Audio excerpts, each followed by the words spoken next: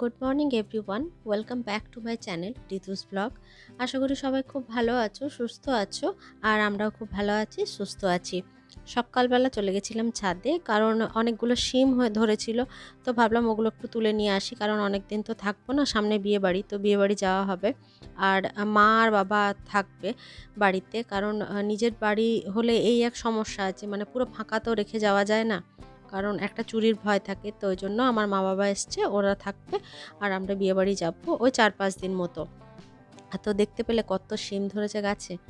আর এ দেখো, তোমাদের দাদাভাইও বেরিয়ে গেছে, রিভুও বেরিয়ে গেছে, আমারও স্নান হয়ে গেছিলো। তারপরে দেখলাম ইনি ড্রেনে পড়ে গেছেন, তো কিছুতেই উঠতে পারছে না, মানে খুব ছোট্ট বাচ্চা তো। তো ওকে আমি তুলে দিয়েছিলাম, সেই ভিডিওটা আমি একা আর মোবাইলটা ওখানে কোথায় রাখবো, যার জন্য করতে পারিনি। ওকে তুলে দিয়ে আবার স্নান করেছিলাম। তারপর সারাদিন তোমাদের সাথে আর কথা হয়নি, কারণ স্কুল বেরিয়ে গেছিলাম। আর জানোই তো, স্কুলে গেলে আমি সারাদিন আর কোনো ভিডিও দিতে পারি না। তো স্কুল থেকে ফিরে ভাবলাম আজকে একটু পিঠে বানাই, মানে ওই সেদ্ধ পুলি পিঠেগুলো, কারণ এবার তো শীত চলে যাবে, আর ভালো লাগবে না খেতে। যার জন্য আমি সন্ধ্যাবেলা পিঠে বানাচ্ছিলাম।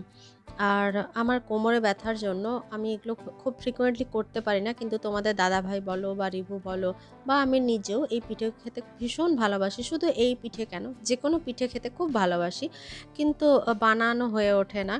কিন্তু ভাবলাম না, আজকে করেই ফেলি, যা হয় হোক, কারণ খেতে তো হবে আর খেতে ভালোবাসি। তো সেজন্য বানাচ্ছিলাম। আর এখন কতকগুলো বানানো হয়ে গেছে, ওগুলোই আমি সেদ্ধ হতে দিচ্ছিলাম। এগুলো সেদ্ধ হবে, আর তারপর আবার কিছু বানাবো। তারপর মাঝে দরকার হলে গ্যাসটা বন্ধ করব, কারণ অত তাড়াতাড়ি তো একা হাতে বানাতে পারি না যে পুরোটা একা হাতে বানিয়ে নেব, একদিকে বানাবো একদিকে সেদ্ধ বসাবো পরপর, সেটা হয় না। তো সেজন্য আমি কতকগুলো বানাই, কতকগুলো সেদ্ধ করি। আর এই দেখো, আমি এরকম মোটামুটি কাজ চালানো বানাতে পারি। আর এই যে এখন এতটা বাকি আছে যেটা আমি বানাবো। তো আজকে ভেবেছি একটু দুধে সেদ্ধও করব, মানে কিছুটা এরকম হবে, আবার কিছুটা রাখা হবে, যেটা আমি ভাজা সকালবেলা খেতে খুব ভালো লাগে। ওটা আমি কি করি, কড়াই একটু ঘি গরম করে শুকনো লঙ্কা আর গোটা জিরে ফোড়ন দিই, তারপর পিঠেগুলোকে ভাজি, ওটা খুব সুন্দর লাগে। তোমরা কখনো ট্রাই করো, যারা পিঠে খেতে ভালোবাসো অবশ্যই, কারণ অনেকেই আমি দেখেছি যে পিঠে খেতে পছন্দ করে না। তো যারা ভালোবাসো তারা এইভাবে ট্রাই করতে পারো। আর কতকগুলোই দুধে সেদ্ধ বানাবো। তো এখানে আমি একদিকে পিঠে বানাচ্ছিলাম, আর আমার একটা সাইডে বসে রিভু পড়াশুনো করছিল। তো ওকে আমি মাঝে মধ্যে হেল্প করছিলাম যদি কিছু না বুঝতে পারছিল, যার জন্য আমি বিছানার ওপরে বসেই পেপার পেতে পিঠেটা বানাচ্ছিলাম। আর একটু পরেই মা বাবা ঢুকে যাবে, তো সেজন্য আমি পিঠেগুলো তাড়াতাড়ি বানিয়ে নিচ্ছিলাম, কারণ ওরা এলে তো ওদের সাথে একটু কথা বলবো। তো রাত্রের খাবারের জন্য আর অন্য কিছু বানায়নি, ওই পিঠেই খাওয়া হবে। আর মা বাবাও চলে এসছে সন্ধ্যাবেলা। আর যে কোনো মেয়ের কাছেই মা বাবা এলে তো সেটা যথেষ্ট আনন্দের। শুধু মা বাবা কেন, আমার শ্বশুর শাশুড়ি যখন আসে সেটাও খুব ভালো লাগে, যদিও ওনারা খুব একটা আসেন না, কারণ ওখানে মানে আমার শ্বশুরমশাই নিজের বাড়ি ছেড়ে থাকতে খুব একটা পছন্দ করে না, যার জন্য কমই আসেন, কিন্তু যখন আসেন সত্যি খুব ভালো লাগে। তো যাই হোক, সামনে বিয়েবাড়ি তোমাদেরকে তো বলেইছি, যার জন্য ব্যাগ গুছিয়ে নিচ্ছিলাম। আর এই যে আমার মা এসে দেখছিল যে আমি কোন শাড়িটা নিচ্ছি, বা জিজ্ঞেস করছিল কোন ব্লাউজটা কোন শাড়ির সাথে পরবি, এই শাড়িটা কখন পরবি, এইসব বলছিল আর কি, যা সাধারণত মা মেয়ের গল্প হয়ে থাকে, এই আর কি।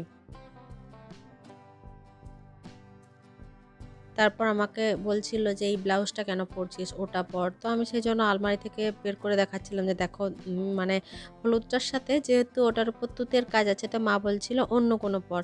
তো আমি বের করে দেখাচ্ছিলাম যে দেখো, এটা ঠিক ভালো লাগছে না, ওটাই ভালো লাগছে। তো মা বললো যে হ্যাঁ, ওটাই ভালো লাগছে, তাহলে ওটাই নে। এইসব গল্প করছিলাম আর কি।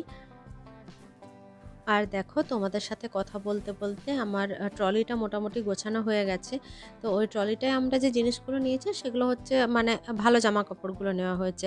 আর রেগুলার ইউজের জন্য বা রাত্রে ঘুমানোর জন্য বা ধরো গামছা, এইসব জিনিস যেখানে নেওয়া হবে, ব্রাশ পেস্ট, এগুলো নেওয়ার জন্য আমি একটা অন্য ছোট ট্রলি নিচ্ছি, যেটাতে মানে ট্রলি ব্যাগের মতো যেগুলো, সেটাতে নেওয়া হচ্ছে, তাহলে সবসময় এটা খুলতে পারবো।